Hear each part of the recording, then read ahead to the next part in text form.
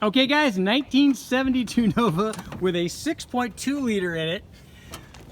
Let's crank her up. Fuel pump.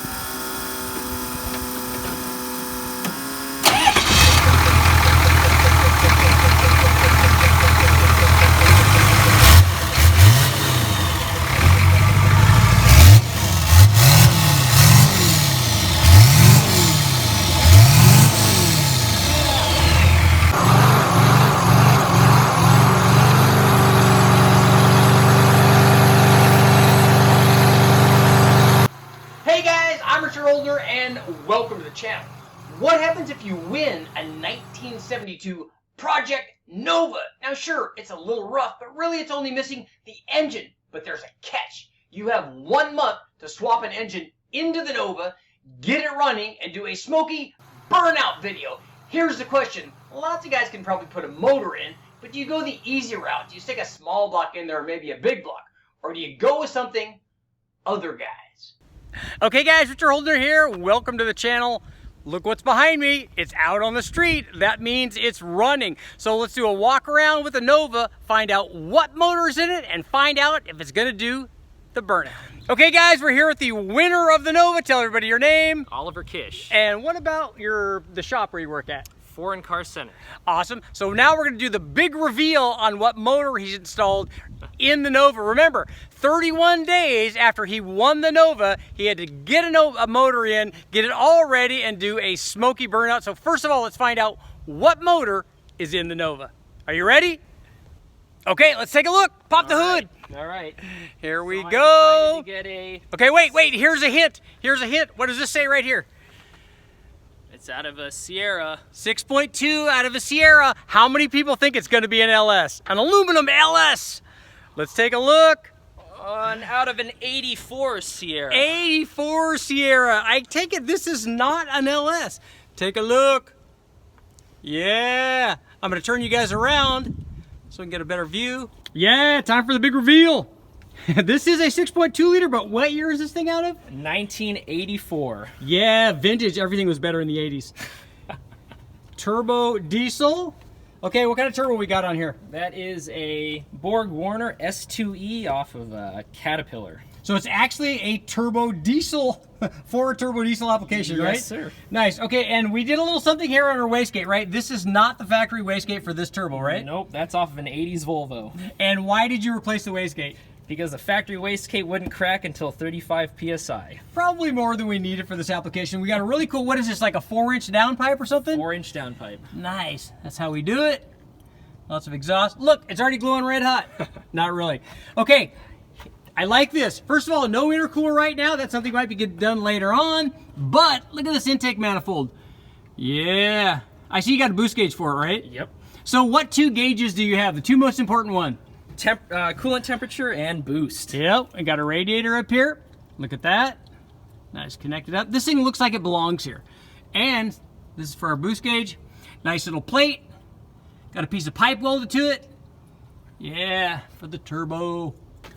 Okay, talk to me about exhaust manifolds. These are the factory exhaust manifolds for this motor, right? Yes, factory, fitting on both sides. Okay. Had a little clearance problem with the steering box, but the Sawzall took care of that. Hey, it always works. And you got a cross under pipe over here, right? Yep. And you got one on the other side.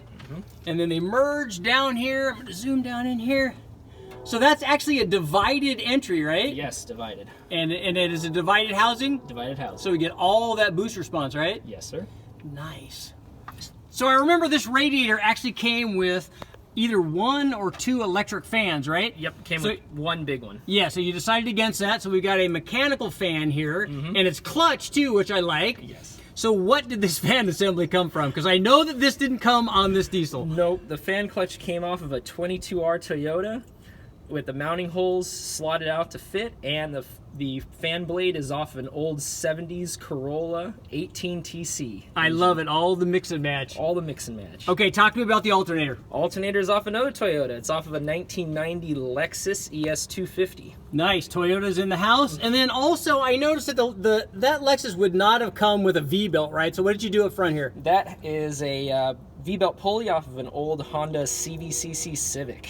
Nice. So you were saying that these alternators kind of, they all share the same pilot shaft and the pulleys all kind of interchange, Yep, right? all interchange. Nice. And I see we have at least one battery here, and then if we walk around real quick, we see we've got a second battery inside the car. This is kind of awesome. At least one cover plate for one of the holes. We've got two others though. But right here, we've got a second battery. That looks like a big marine battery. That's out of a BMW. Oh, nice. Okay. So you got two batteries. Make sure that this thing starts right. Yep. Awesome. Here are our gauges that we were talking about. Yeah. Boost and water temp.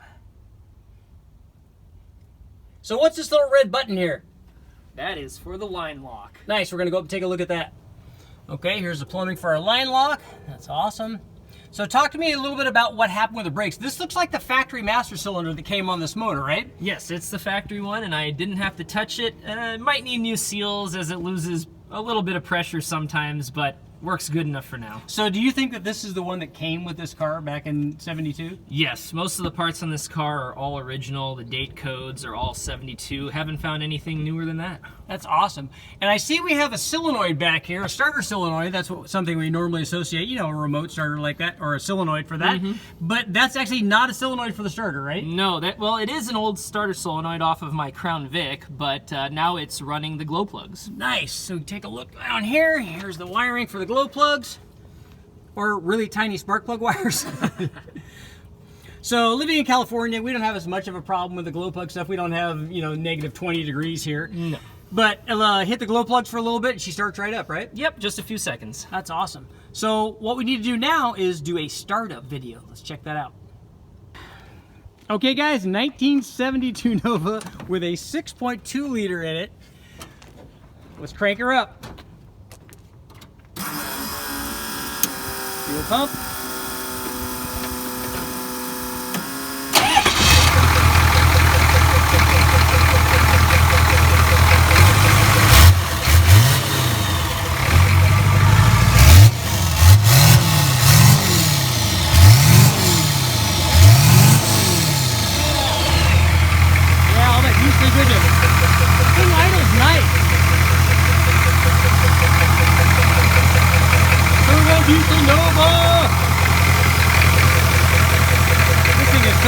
So awesome.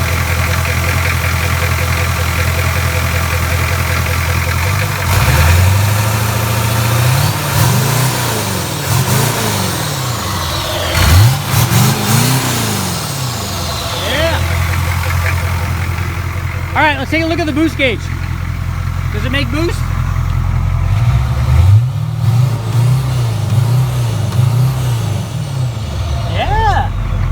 Positive pressure on the rev. I love it.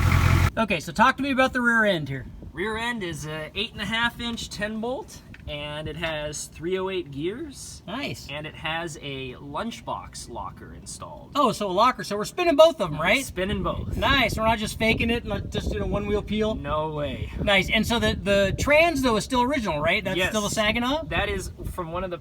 I've always wanted to keep that original 3-speed Saginaw, and it's held up. Nice. And then tell me about, we did something here on the leaf springs, I can tell. Yes, so it's equipped with very soft mono leafs. It had horrible axle wrap, and they would hop badly.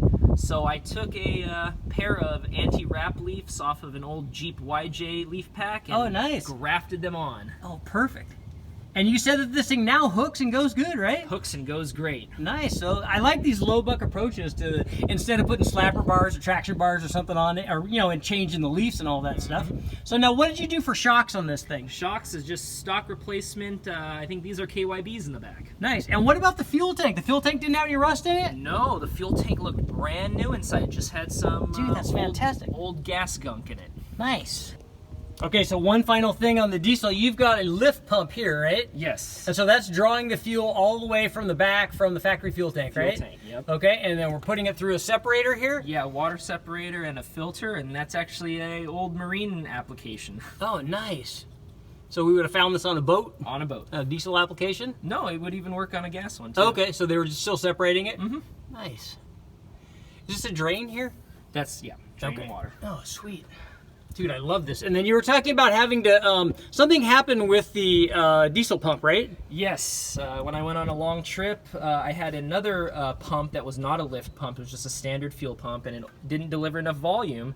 And when I went on a long trip, I must have gotten the pump hot because it's cooled with the diesel, and I partially seized up the head in the injection pump, and I scrambled on Friday night all the way working until 2 a.m. to get the injection pump working again. So did you just rebuild that one or unseize it, or do you have to get a new one? I unseized it. I think maybe just some old grit got in there, and I just freed everything up and slapped it back together, and that's when I added this better lift pump on it. Cool. I love the throttle linkage, probably the newest thing on the car, so tell me about the throttle linkage. That is off of a about 1986 GMC 3/4 ton truck, and I just modified the cable to work with the factory gas pedal and the linkage on this injection pump. So was this throttle cable, was that for a diesel or was it just for a gas engine? It was for a diesel, okay. But for a newer one. Yeah. So that's why I had to do the modifications. Okay.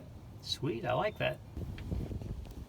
All right, talking about the suspension mods. Obviously, this thing originally had a 6-cylinder. We're going to take a look. I'll go ahead and show you a photo of the original build sheet. You can take a look at all the things that this had. It was kind of a bare bones deal. It was originally a 250 cubic inch 6-cylinder, an inline 6, and had springs and shocks, you know, accordingly. So what did you do here to change this for the heavier V8 diesel? Well, I wanted to get a set of big block springs, but because of the supply chain issues and shipping times, I couldn't find a decent set quickly. So I went through the Moog catalog and I found a set that Napa had in stock, and just by chance, it actually fits Tri-5 Chevys. Nice. So you just took the free height and the spring rate and compressed height. Oh, that's good. And compared it to the factory 72 Nova specs, and these were really close, within a few percent. Nice. Seems like it's working out really well. Still got the bump stops on here. Did you have to do anything to the ball joints or anything? No, the ball joints are good. I haven't even greased them yet. Oh, perfect. And you did have to do something to the front brakes, though, right? Yeah, so it does have a set of old shoes in it. I had to swap them around side to side because whoever did the last brake job didn't know what they were doing, and they tore up the drums. Uh-oh. And so it took me some searching, but I found a pair of drums, and the application calls for 72 Buick Apollo. Nice. That's part of the family, though. Yeah, it is. Nice. So she stops now? Stops decent. That's important, because she goes. We know she goes. We're going to show you the video on the Burnout. Stopping is very important.